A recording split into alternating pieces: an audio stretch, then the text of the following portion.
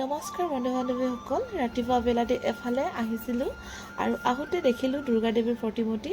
আৰু এটা কথা আচৰিত খাই গ'লোঁ যে ডিভাইডাৰ মাজত ইমান অকণমানিকৈ প্ৰতিমূৰ্তিটো ওপৰত এনেকৈ কৰি থোৱা আছে, কিন্তু তলত যে অকণমান এটা সুৰংগ আছে, সুৰংগৰ মাজতে যে দেৱীৰ প্ৰতিমূৰ্তি ভাগ যে তাতে স্থাপিত কৰা আছে বুলি যে মানুহে ধৰিবই নোৱাৰে।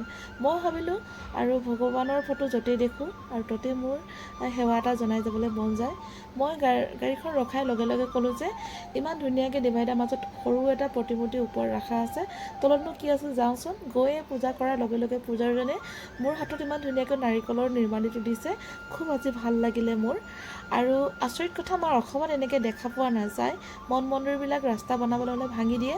তাহাঁতৰ ইয়াত যে বাহিৰৰ জগতত কেনেকৈ যে মন্দিৰবিলাক ভাঙিব নিদিয়ে, আৰু বৰ আচৰিত কথা নহয়নে? অকণমানি ডিভাইডাৰ মাজতে এইটো স্থাপিত কৰা আছে দুৰ্গা দেৱীৰ মন্দিৰটো। আৰু সন্মুখতে চাওকচোন, তাহাঁতৰ শিৱাজীৰ এই ডিভাইডাৰ এনেকুৱা প্ৰায়ভাগ দেখোৱে, মানে ৰাস্তাবিলাক মাজত এনেকুৱা এটা প্ৰতিমূৰ্তি, যিকোনো এটা বীৰ বীৰাংগনাৰ প্ৰতিমূৰ্তি থাকে, তাহাঁতে ভাঙিব নিদিয়ে। সেইটোৱে মোৰ খুব আচৰিত খাওঁ।